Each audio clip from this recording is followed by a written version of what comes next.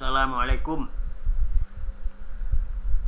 Minangkabau di ambang sejarah adalah sangat sederhana sekali, tetapi sebelumnya ada suatu kisah yang jadi patokan. Sejarah telah berlaku dan dikenal. Perpindahan bangsa-bangsa ke satu yang melahirkan bangsa Melayu tua atau Polinesia. Perpindahan bangsa-bangsa kedua yang melahirkan bangsa Melayu muda atau Melanesia. Ke satu dan kedua ada kaitannya. Terjadinya perpindahan bangsa-bangsa ini adalah mulanya dari Mongolia, terus ke daratan Afrika dan India, kemudian menjalar ke Cochin Cina, dan terus sampai ke Kepulauan Nusantara sekarang ini. Penyebab dari perpindahan bangsa-bangsa ini terutama sekali karena peperangan demi peperangan. Siapa yang tidak mendengar dari buku-buku bacaan tokoh-tokoh seperti Kublai Khan, Genghis Khan, Attila, Timur Leng, dan banyak lagi yang lain. Semuanya terkenal kejam dan bengis. Pada masa itu berlaku hukum siapa kuat itu di atas, yang lemah hancur digilas, dan kalau tidak lari cerai-berai, menyelamatkan diri berkelompok-kelompok, berpindah-pindah dari satu pantai ke lain pantai, begitulah seterusnya, dan akhirnya terdesak ke laut. Maka mulailah mengarungi lautan. Beberapa kelompok terdamparlah di tengah-tengah Pulau Perca atau Sumatera. Perjalanan sejarah kelompok-kelompok ini dan sampainya di tengah Pulau Perca adalah merupakan suatu kepahitan hidup dan penuh kesengsaraan. Pengalaman mereka menunjukkan bahwa masih juga kemudian pengalaman hidup dan penuh kesengsaraan. Pengalaman mereka menunjukkan kalau masih juga bermukim di pinggir-pinggir pantai, maka suatu waktu akan datang lagi perampasan dan pengusiran. Maka nenek-nenek kita yang terdampar di pulau barat Pulau Perca tidak mau lagi terulang sejarah penderitaannya. Mereka masuk jauh ke pedalaman, lebih-lebih setelah melihat dari kejauhan puncak-puncak gunung seperti Opir, Singgalang, dan Merapi. Inilah yang disebut dalam Tambo Alam dan epos Cindomato bahwa waktu itu gunung Merapi sebesar telur itik. Dikarenakan perasaan senasib seperjuangan, tidaklah mereka satu sama lain dengki-mendengki, hantam-hantaman, maka di antara mereka betul-betul budi yang luhurlah yang dikemukakan. Pokoknya dalam segala hal, maka budilah dasarnya. Begitulah mereka mendiami lereng-lereng sekeliling gunung Merapi dengan makanan yang berlimpah-limpah, jauh dari silang sengketa, jauh dari hidup bermusuhan. Minangkabau yang belum teratur tata masyarakatnya mempunyai pandangan hidup. Mereka beranggapan keturunan dari dewa yang bersemayam di puncak gunung Mahameru api. Sebelum kedatangan Alexander Zulkarnain, bangsa Minangkabau pada masa dahulu kala memuja dewa nan bernaga-naga, yaitu Dewa Naga berkepala dua dan berasal dari keluarga Soma. Wangsa Soma ini masih kita jumpai namanya dipakai untuk nama daerah Pasomah atau Pasaman. Alexander sendiri menamakan dirinya orang elite atau wangsa Soma.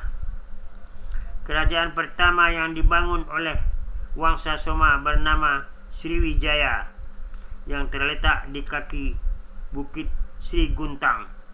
Karena terjadinya perkembangan baru kehidupan rakyat di pantai sebelah timur, kerajaan pindah dan mencari tempat yang lebih baik di sebelah agak ke timur Gunung Merapi. Tempat yang baru dinamakan Lagundi Nambaselo. Baselo kemungkinan berasal dari kata Yunani kuno Basilius, yang berarti stupa tempat pemujaan dewa-dewa. Dan pada tahun itu ditentukan pula Lagundi Nambaselo sebagai Chandra Sangkala berdirinya kerajaan dewa-dewi, yaitu tahun 22 Saka atau sama dengan tahun 100 Masehi. Kepercayaan akan dewa-dewi sebagai agama baru menimbulkan pemisahan kekuasaan antara laki-laki dan perempuan. Dewa dan dewi, tempat manusia menyandarkan nasib dan memohon karunia-Nya. Timbul pemikiran baru bahwa dewa itu kekal dan tidak mati sebagaimana manusia. Karena kekalnya dewa tidak mungkin berbuat, sebab kalau berbuat tentu tidak kekal karena ada akhirnya. Akan tetapi dewa harus berbuat menolong manusia. Perbuatan itu bukanlah sang dewa itu sendiri yang melakukannya, tetapi tenaga gaib yang meliputinya, dan tenaga gaib itu disebut sakti. Jadi dengan perkataan lain, dewi itu adalah saktinya dewa.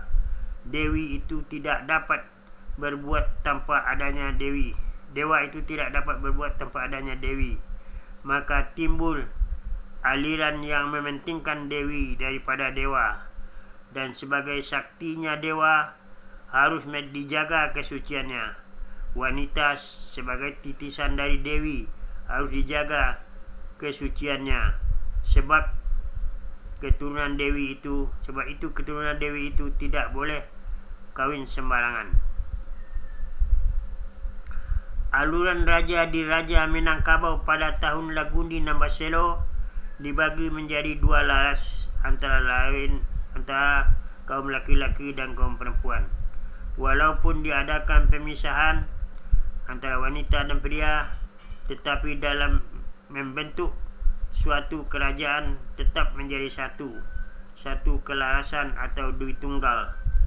Hubungan aluran raja di raja digambarkan sebagai sebuah rumah tangga, di mana untuk mencapai keluarga bahagia harus ada keharmonisan antara pasangan suami dan istri. Begitu juga sebuah kerajaan harus ada keserasian antara kelompok wanita dan kelompok pria. Maka kerajaan itu harus merupakan dui tunggal.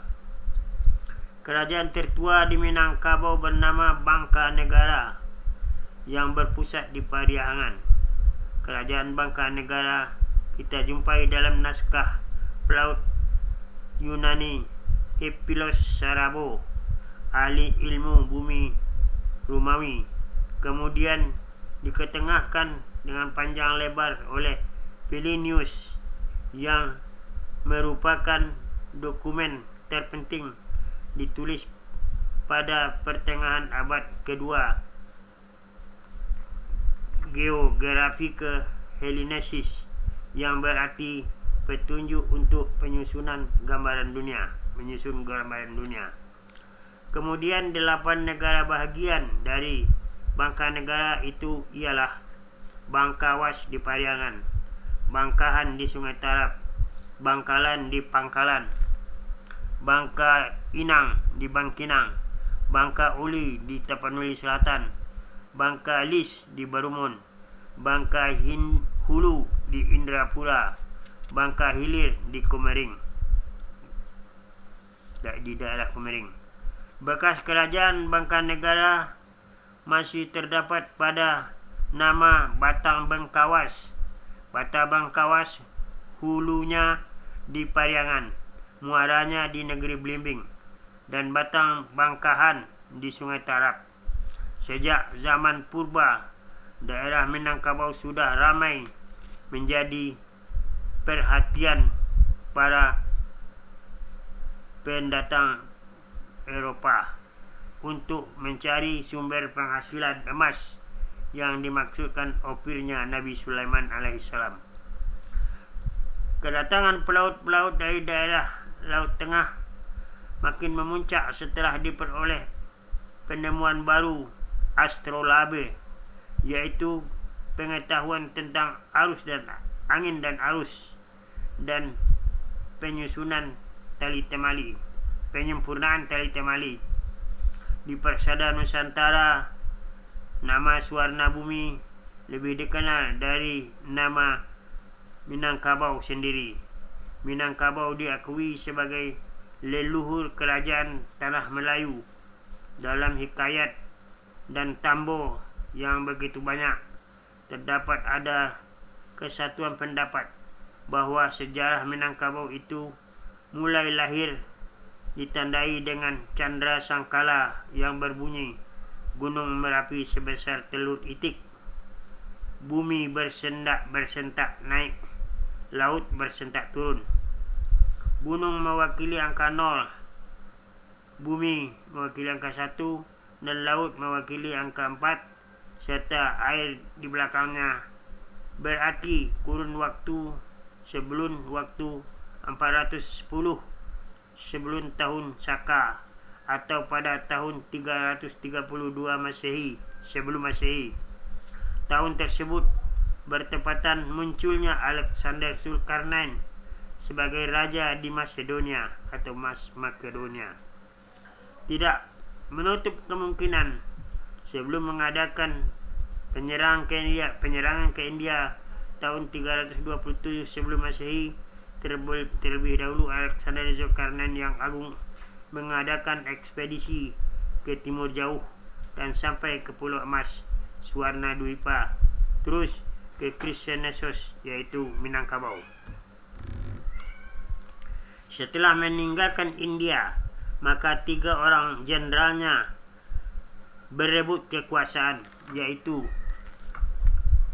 Antigonus, dalam tambo disebutkan Sultan Maharaja Alif ke benua Rum.